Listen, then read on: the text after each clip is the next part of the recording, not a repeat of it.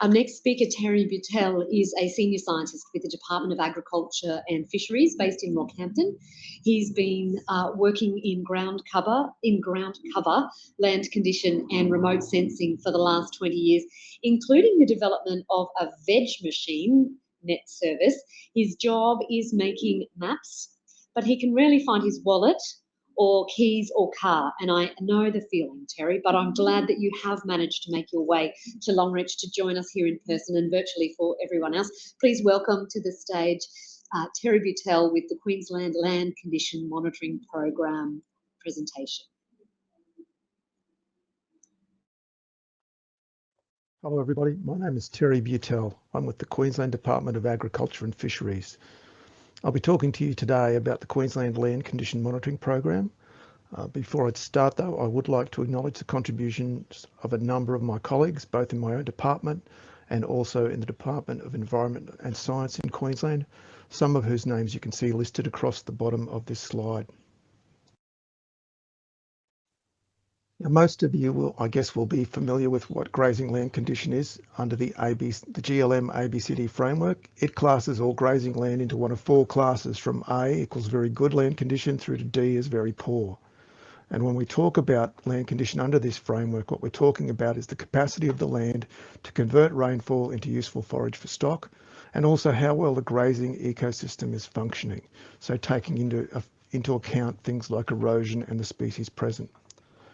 Now, this is valuable information to have because it tells you both about the productivity of the land, but also about how it's faring ecologically.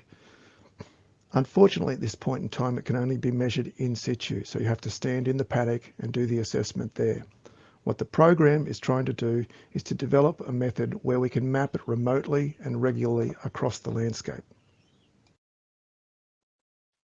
The program is essentially a spatial modelling exercise underlaid by two key tools. The first of these is LCAT, the Land Condition Assessment Tool, which was developed by Rob Hassett. Rob will be speaking immediately after me about LCAT. The second of these tools is the Spatial Land Condition Model, which was developed by our colleagues in the Department of Environment and Science. And you can see how both of these key tools fit into the broader program.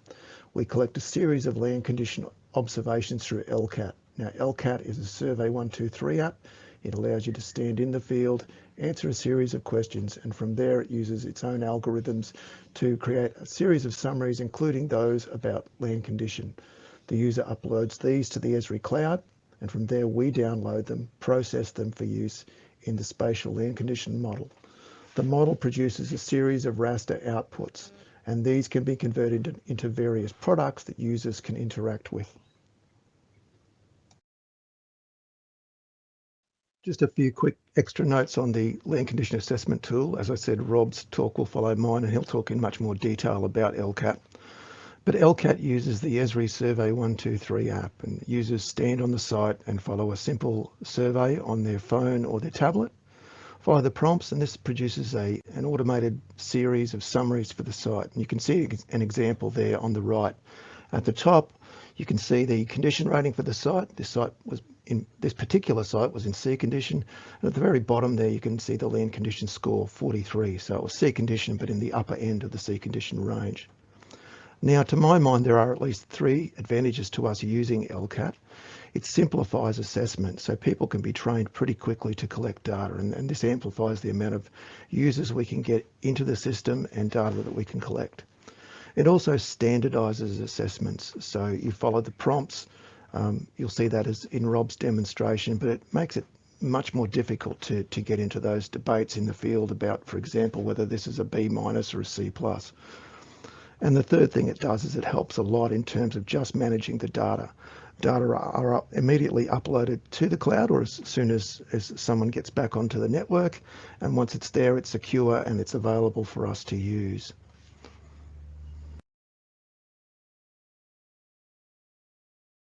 In terms of data processing, it's probably important to note that multiple groups are contributing data to this. There are NRMs involved and other non-government organisations, as well as the project partners. Now, these data go in through LCAT, but they go to separate online databases, and those groups that wish to contribute independently contribute data to us. So the multiple data sets are then downloaded and processed. The processing is pretty much as you would imagine. It's preparing the data for the model. So we do a number of things, including amalgamating those data sets, removing redundant data columns in the data, standardizing text where we can, and checking for obvious errors. The spatial land condition model that we use is a multi-layer neural network perceptron model. This is a machine learning approach. Neural networks are quite a modern method, and they work quite well with the sort of data that we're working with in land condition mapping. A prototype has been developed. Now this model uses Sentinel data. Sentinel data only goes back as far as 2016. So one of the hitches with what we do is we can't hindcast prior to about 2016 in terms of condition. And this model was trained on data mostly collected in 2012. So despite that gap between sampling and imagery, it actually separated out the condition classes reasonably well. That said, though, we still need to get a lot more training and validation data into this model. Now, this will do two things for us. It'll allow us to predict better across the climatic range, so across those very wet seasons and very dry seasons. We also need to make it work across a much broader range of landscapes. So we've trained it.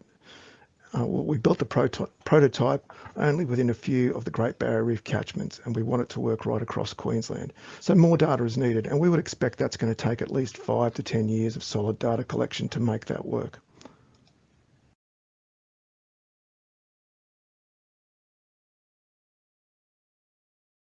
In terms of product delivery, a number of options are possible. The program will be upgrading the VegMachine website, and some of the program's products will be delivered through VegMachine. Other products may be delivered through other platforms also. And what those products are at this point in time, there are a number of options. We could, for example, produce ABCD rasters, so these map the actual land condition classes, as you can see here in this example. Another mock-up here is of mapping the ABCD score as it comes out of LCAT. So in this case, scores of 0 to 25 equate to D condition, 26 to 50 to C condition, and so on. And a third option may be time series analyses. So these will only be possible after a number of iterations of the mapping. But once that is done, and we're planning to do mapping about every 2 years, it will be possible to look at the proportions of A, B, C, and D condition on a particular site and see how it changes through time.